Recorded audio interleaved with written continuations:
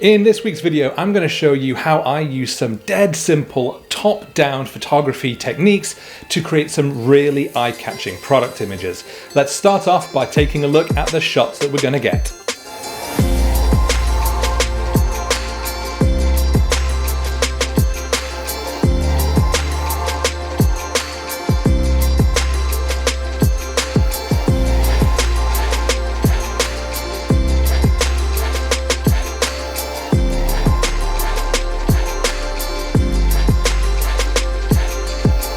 So yes, I'm in my home studio this week and it's all about product photography, and top-down photography is a really great way of taking photos of any images because you can create this really nice flat lay set and you can get some really cool effects. And the good thing is that it actually really doesn't take a lot of effort. It doesn't take loads of setup to get really nice results. Let's just take a quick look at the setup that I've got so far. Let's start with the camera. I have mounted that actually on a couple of light stands, which I've used to create this crossbar over the top. You don't necessarily need to do it like this. This is a really good stable way of doing it. There's almost no flex in this, so I can keep my camera nice and stable. I've also then used this little rig mount to clamp it on and then let me get the camera completely overhead. It also makes it relatively easy to move around because I can literally just push these around. I can raise and lower it depending on where I want everything to be. But if you don't have two light stands that you can do that with, then you can just do it with a tripod and maybe lean it over so that your camera is pointing down, and just make sure that you secure it in place so it doesn't fall forwards onto your setup. You don't need to have a whole background roll like this because obviously when we're doing top down, the only area we're focusing on is basically going to be this square here. So you can do that with just a big piece of paper or even just a bit of cloth.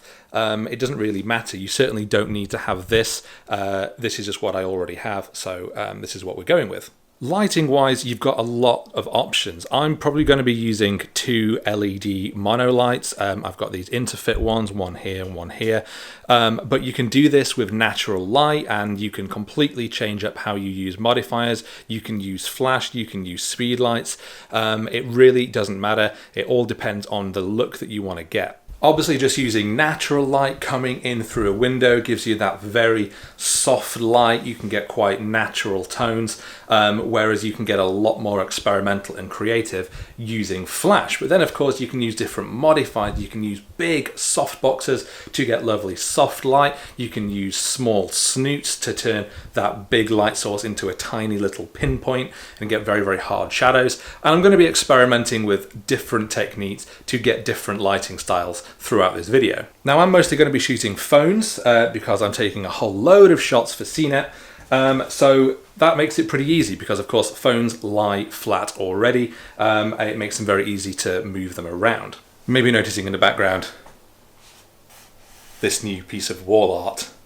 This is a big inflatable dinosaur printed out onto a canvas, which is a joke present from friend Luke Westaway. I think it's adding a nice little extra touch in the background of my videos now. Okay, so let's turn the camera on, let's get the phone into place, and we'll start taking our first shots. Okay, so here we are, we've got the phone in place on our paper desktop. Now, this isn't any fancy table, this is a cardboard box that I think a speaker or something like that was delivered in. So none of this is using high-end equipment that's going to cost you a fortune. Just any table or a box and just a sheet of paper on top is all that you're going to need to dress your set. So we've got a camera in place over the top and of course it's pointing down.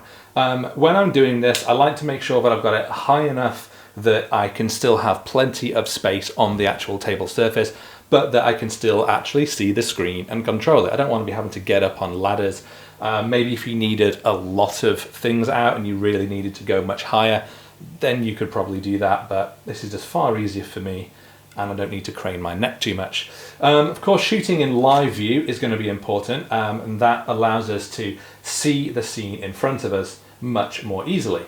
Because of course, when you're looking at live view, you can literally just see what you're doing. You can see the scene, and it makes it very simple just to get your product right in the middle of the frame. You can line it up. And certainly, you know, if you're working with two products, then that's great. Then you can be moving them around and actually getting your scene set up exactly in the way you want it. So live view really is critical for this sort of work.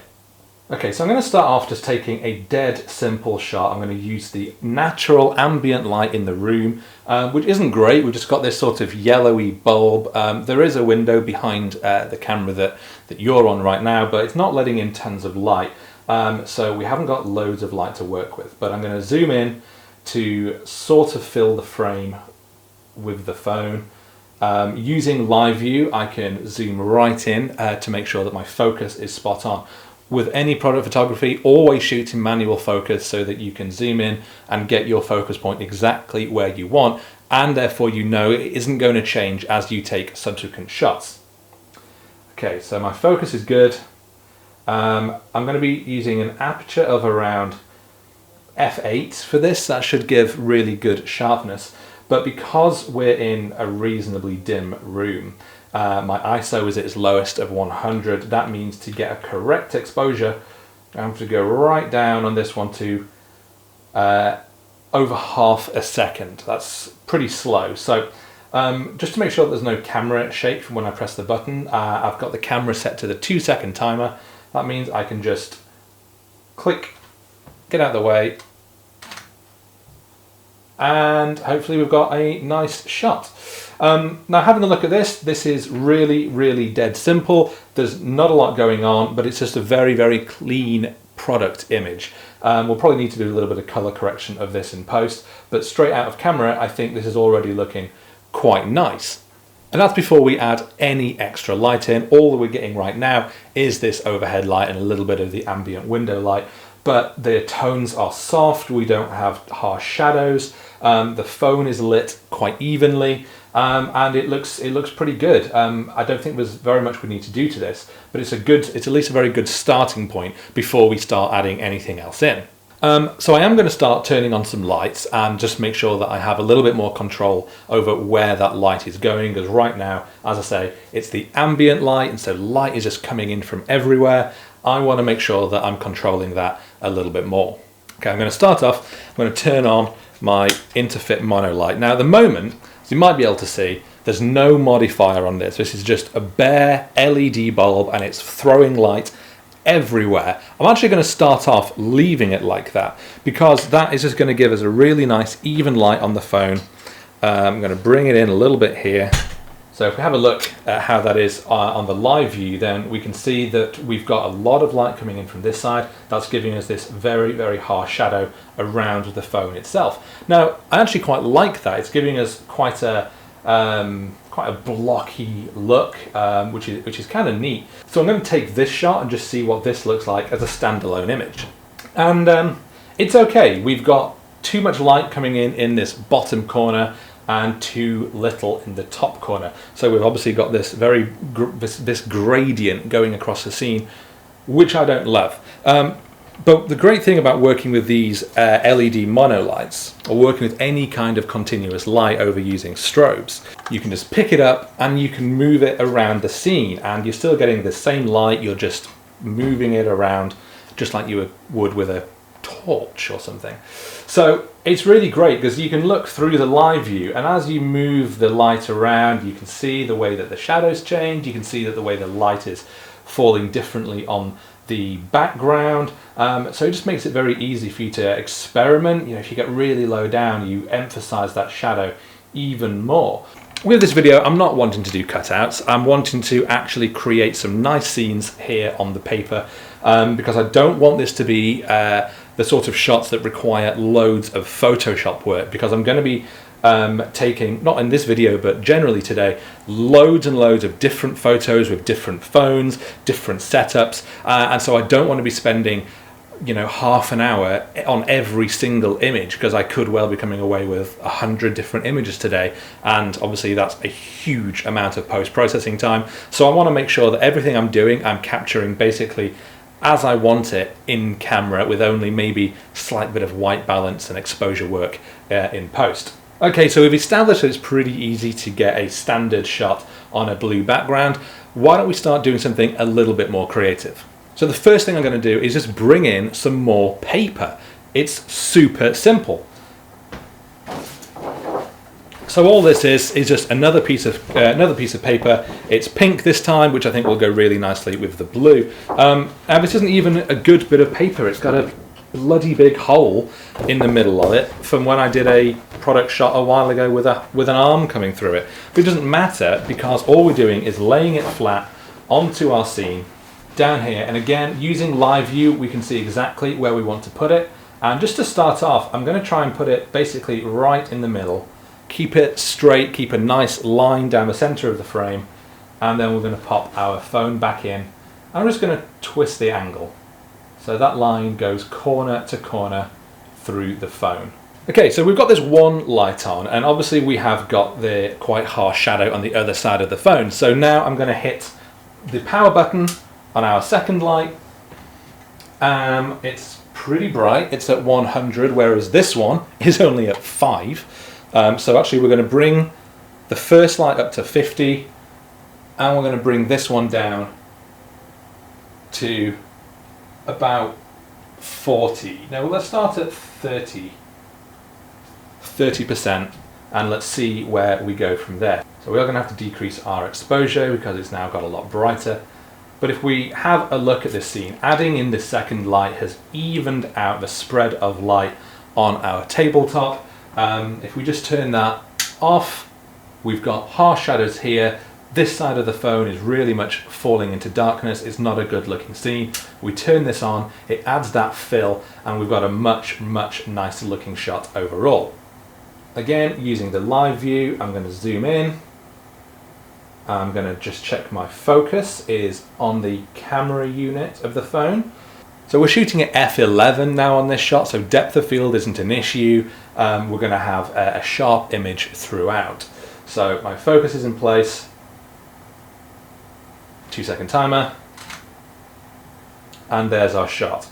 And just having a look, it's always important to make sure that you check your shots after you've taken them, make sure that the lighting is where you want. And I actually think that I'm going to move this light around just to try and fill in a little more of the back of the scene, because in the bottom right of the frame it's still bright, at the top left is a little bit darker, so hopefully this is just going to balance that out a bit more. I'm actually going to bring my aperture back down to about f9. 2-second timer. And I think that's already a much better exposed shot. It's really, really nice. But what we are now getting with the second light is it's casting a second smaller shadow on this edge of the phone. What I want is just this one, the more bold shadow, to be visible, but not so much this one. So what I'm going to try doing is bringing the power down of this second light and just moving it around and seeing if we can minimize that shadow. And I'm doing this by taking it off its stand, as we did with the first one, and that's going to allow me, hopefully, to bring it in. Just move that cable around, bring it in basically over the top or around here. I'm going to turn it down to its absolute minimum power, just like that. And as you can see, as I move it around, that shadow changes. Down here, that becomes very pronounced. But if we bring it up here, then what we're getting is enough light on this part of the background, but it's very much closing that shadow into the phone, leaving just this main shadow as the one that we're seeing in the shot. I think this is a good point here. So I'm gonna reframe, check my focus. That looks good. And I'm going to take my shot, 2-second timer, and that's already much, much better. And if I just zoom in, check that it's nice and sharp, which it is. And the great thing about having this setup and knowing that it's already a shot that I like is that it's so easy to just take this phone, get rid of it, bring in the next one, line it up exactly where it was, where the other one was. We already know our focus is right, we know our exposure is right, so all we need to do is put in the next product and press our shutter button. That is really, really handy if you're trying to shoot lots of different products. Maybe you're doing an Etsy store and you've got lots of bits of jewelry. What this means is that you've got your setup, and once your lights are in place, you can literally just swap things in and out, hit the shutter button, and get lots and lots of shots without having to do a completely new setup every single product. One of the things I love most about working with these top-down shots with paper is that it's so easy to just move everything around and create completely different looks. Because of course right now we've got the blue and the pink and we've sort of done this separation of the two colours, but we can very easily just change the angle and have it going across the scene instead. Don't worry too much if it's falling out of frame a little bit in the corners. That's such an easy Photoshop job just to clone that corner back in, or just cropping in slightly. So you can move that paper anywhere you want. You could have the corner coming in, or even just grab another sheet in a different colour, and then we can start playing with multiple colours. And just by laying those down like that, corner at the top, there we go, then suddenly we've got another cool looking, quite stylistic shot. So I'm just going to go and just move this around a little bit, maybe close that gap slightly, because I quite like this zigzag effect that we've now got with the blue background that we've created just by laying down two pieces of coloured paper. This couldn't be more simple. So if we pop that in the middle, I'm just going to line it up right there, because I want the phone to be the hero of this shot. I want it right in the centre. That's where your eye is drawn to. And again, by using live view, that's how you can get an exact position, by seeing in real time where you're putting the phone. The problem I've got is that this clamp is decent, but it's pretty weak. It's not holding the camera very steady, so sometimes I am having to just move it around slightly. So it's just important to check that your composition is exactly as you want it before you take the shot. I like it, but I think these pieces of paper could be in a slightly better position. Doing product photography always is just a process of trial and error and of fine-tuning. It can take a long time to get right, but it's fun. You know, I really enjoy just the idea of taking a shot, having a look, and then rethinking how you want it to look. I think that is a slightly stronger composition. Yeah, I think I prefer that. I can't exactly say why. It just hits my eye in a slightly better way for some reason. It's not quite under my camera. I think that's why I'm having to move things around. I've managed to shift it over to the left a little bit too much. I'm going to bring it back, get that shot back just as I wanted. Move our phone. Okay, that looks good. And again, zoom in, just double check focus, and then we take our shot.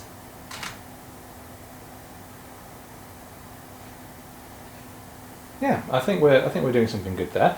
I'm going to just try a couple more, just having this, because the great thing is that having plenty of space, and I'm using a 24-70mm lens, so I can zoom out and give me a lot more room to work with. At the moment I'm zoomed in pretty much all the way, I think, but I can always zoom that out and give me some more floor space, which is good because let's say I want to do some group shots, which I do.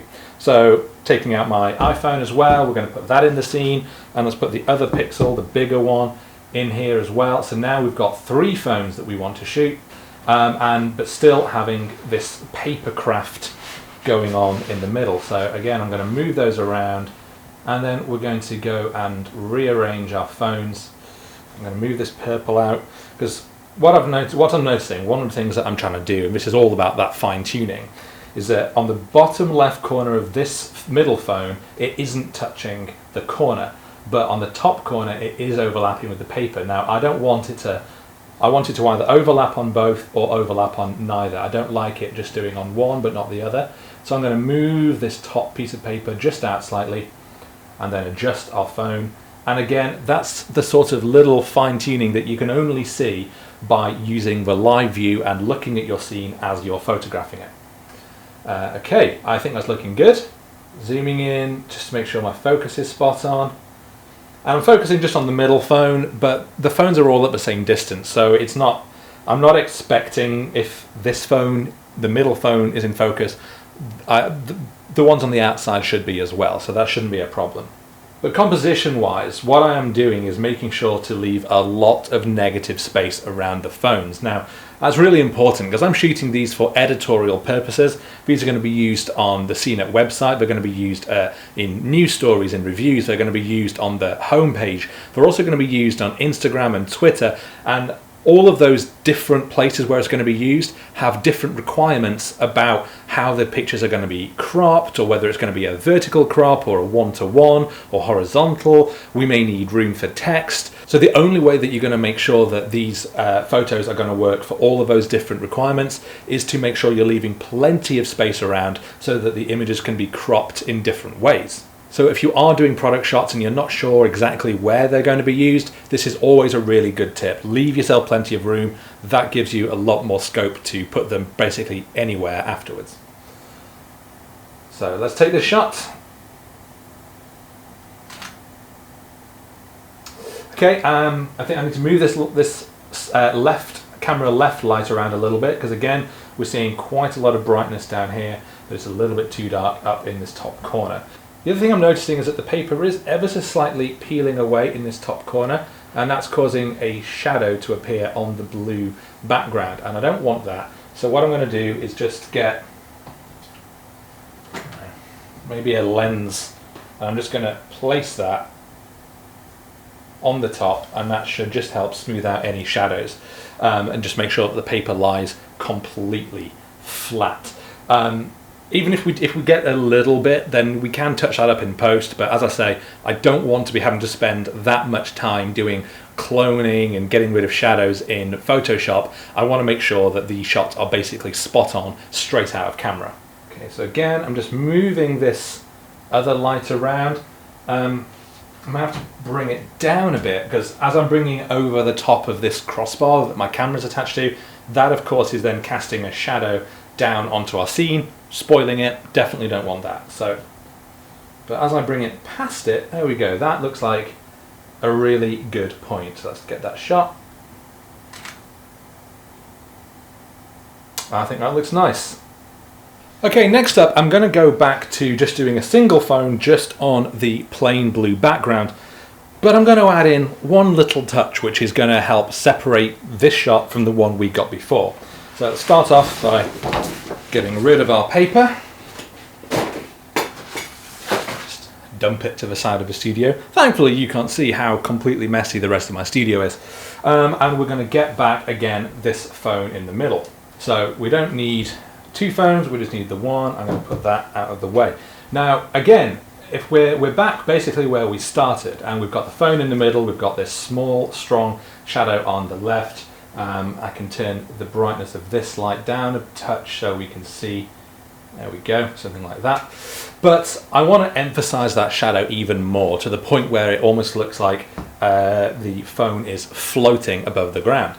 And that's really easy to do with top-down photography. In fact, the way I'm going to do it is I'm going to use two tea light candles stacked on top of each other, and we're just going to slip that underneath the phone and pop it on top. And as we then move it back into position, suddenly, as you can see, we've got this big shadow coming here off the phone, which gives a huge amount of separation between the phone and the paper that it's sitting on, giving that sort of floating effect. Now that's completely changing the look of this image, but all we've done is put two tea light candles under it. And you could use anything. You could use a blob of blue tack, or just a box of matches, or anything that will fit underneath the product but cannot be seen by the camera overhead.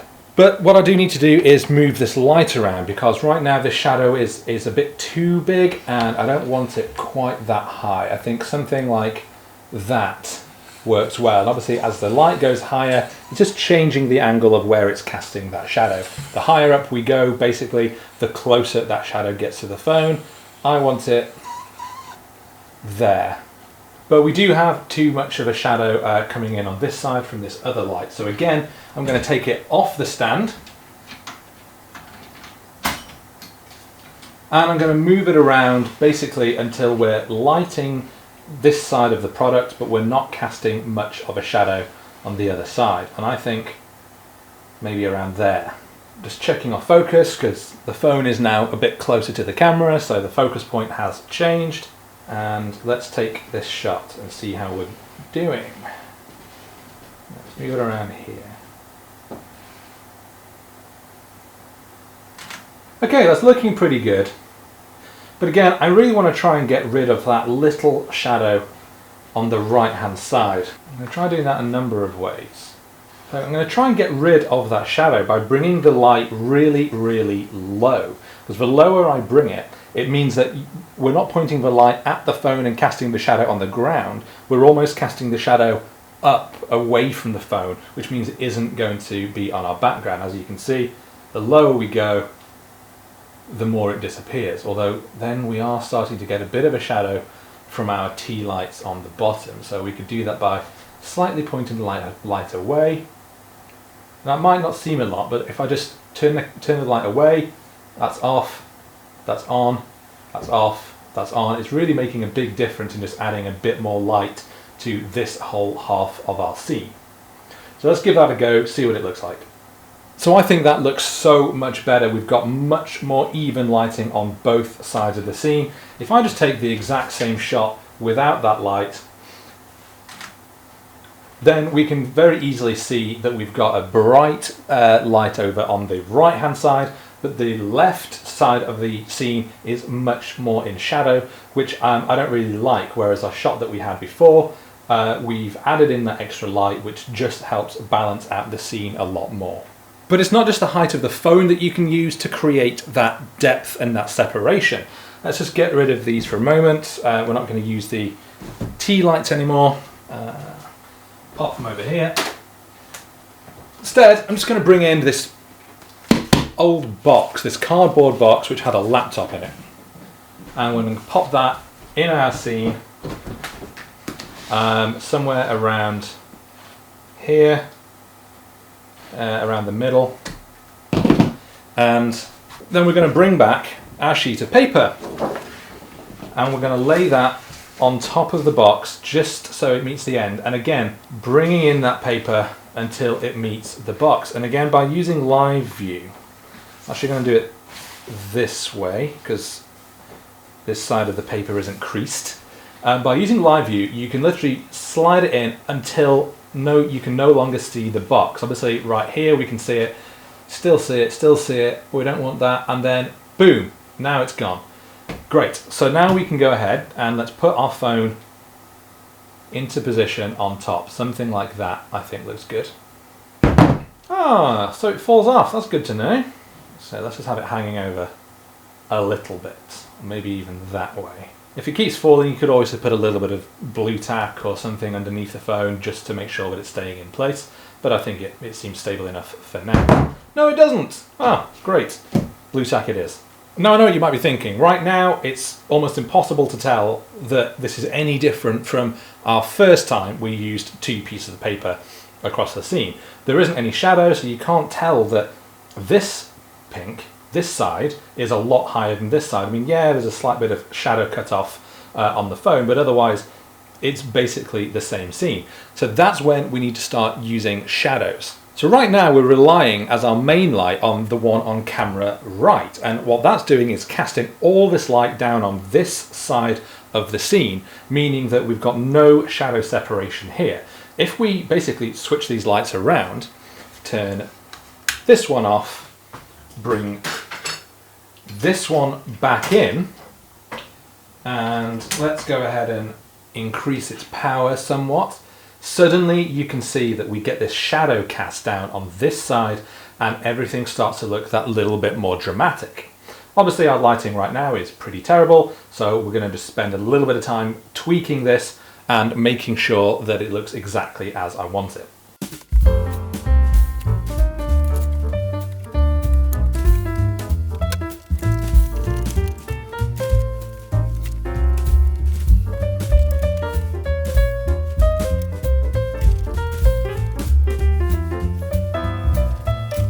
So after a bit of fiddling, I think I found a lighting style that I actually like for this, but as you can probably see, I'm having to weirdly handhold this in a big softbox just so that I can kind of fit it under the crossbar. It's a bit of a rough way of doing things. In fact, it's a lot of a rough way of doing things, and my arm is really hurting. So I'm going to try and make this quick. Okay, just going to move it a little bit more. Okay, so I like this a lot more.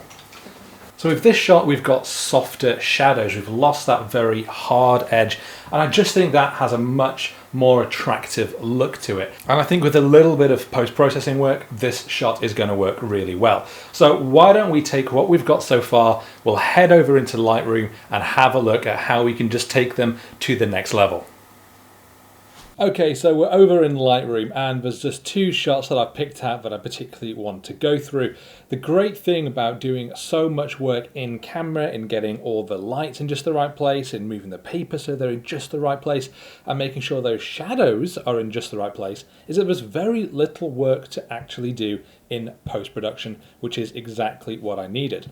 So it's these two that I've picked out. We've just got the one of the white pixel phone on the pink and blue, and then one when we've got a little bit more color going on in the background. Let's start off with this one first because it's pretty basic. So let's go over to our develop module, and straight away there's a couple of main things that we're going to need to do. Firstly, bring up that exposure. It's quite dark and we want it to really pop off. So let's bring it up to plus 60, but we're going to drop those highlights just a little bit, just because the actual phone itself had started to blow out a little bit. White balance wise, it's actually not bad. I think it's maybe a little bit on the magenta side. Now we could always grab the eyedropper tool and take a reading off the phone itself, but no, it's going a little bit off there. I don't like that, so I'm going to undo that. But it is a bit too much on the magenta side, so we're going to take that tint, drag it a little bit this way around. Let's go with plus 14 around there. I am just eyeballing this. If you're doing this commercially for a client, you'd probably want to have one of those white balance cards where you put it in and then you can take a very, very accurate reading. I'm not bothering with that. I just want it to look about right. And I think something like that looks good. Zooming in, yeah, that's pretty much pure white. We're good. Okay, just to check our composition, make sure that that center line is perfectly straight. I think now it is. And let's also just go down to our camera calibration, turn on chromatic aberration and profile corrections. If we just flick that on and off, yeah, we can see that it has corrected a little bit from that lens. So that's pretty good. It's also stopped a little bit of vignette going around the sides, and I actually don't want any vignette at all. If we just turn that down, yeah, I want to keep those edges nice and bright. So let's leave it around 100 where it was. Okay, going back up. At this point, I don't really think there's loads more that I particularly want to do. If we bring the shadows down, then things start getting a little bit gloomy, so I don't want to do that. If anything, I might just touch them up slightly. The whites we can bring up. Clarity, I'm going to leave where it is. Actually, I'm going to put plus 5, but actually moving up the dehaze slider is pretty good because you can start to get these really punchy tones. Great looking contrast. You don't want to go overboard. If you start going that far, then as you see, things start to get a little bit grungy. So I'm going to leave it at about plus 10. It's just enough to give the image a lot more pop. And if we just flick that before and after, is that really our before with that colour? I think it might be before with the white balance that we'd used. That's weird that it's doing that.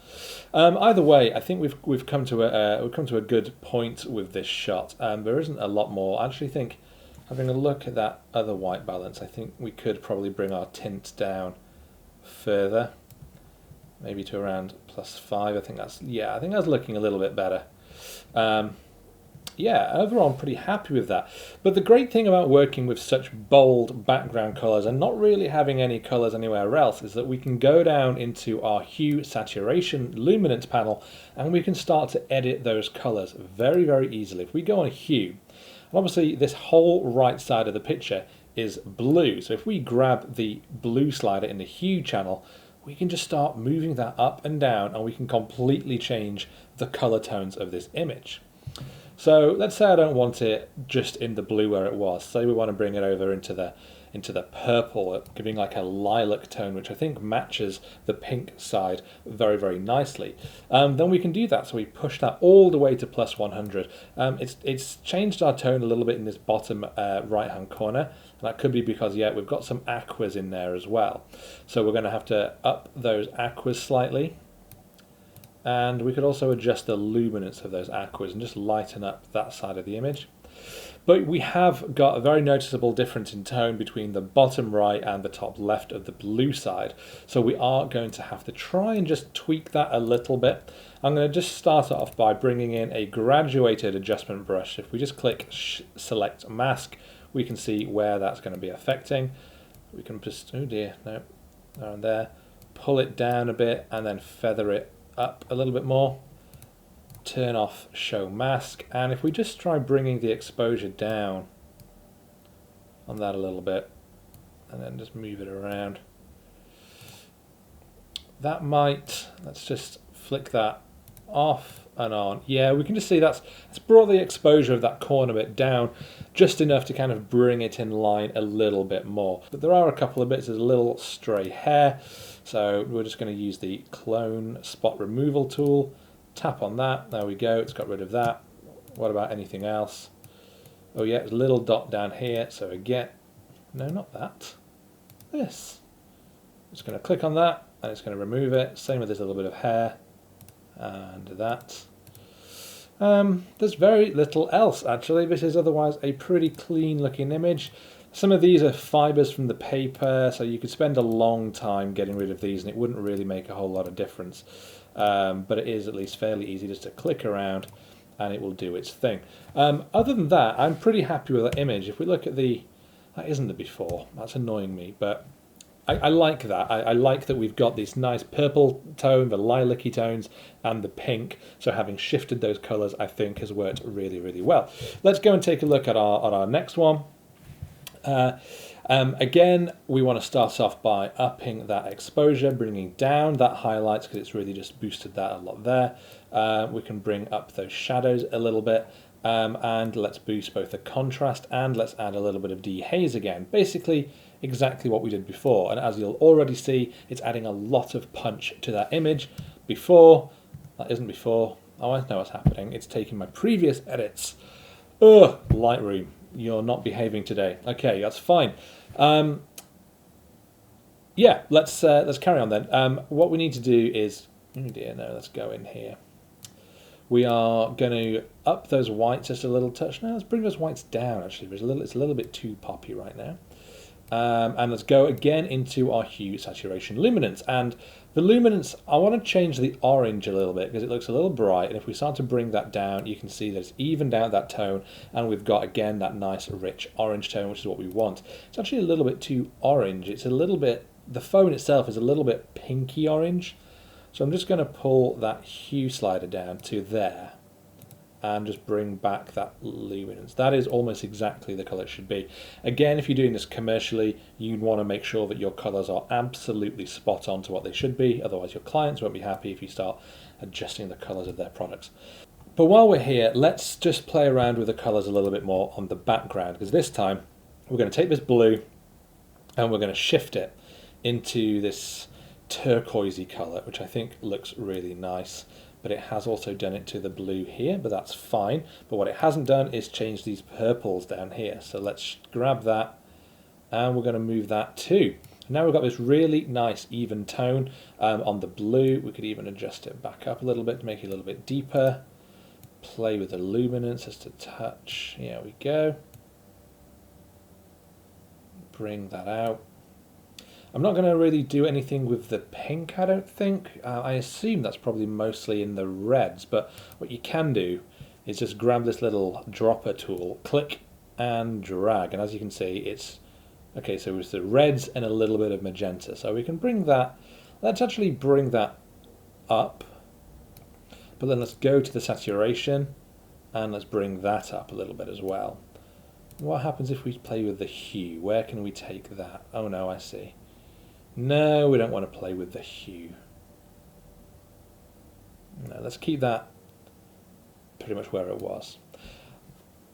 I mean, I really like that. We've played around with the colours. If we just turn the HSL box off, that's as it was before, and that's what we've done. And it's so easy to do. You don't need to go into Photoshop. You don't need to select the different bits of paper. You don't need to cut the phone out. Because we've got those big blocks of colour in the background, by changing those hues in the HSL panel, we immediately change all those colors, and it's very, very accurate as well.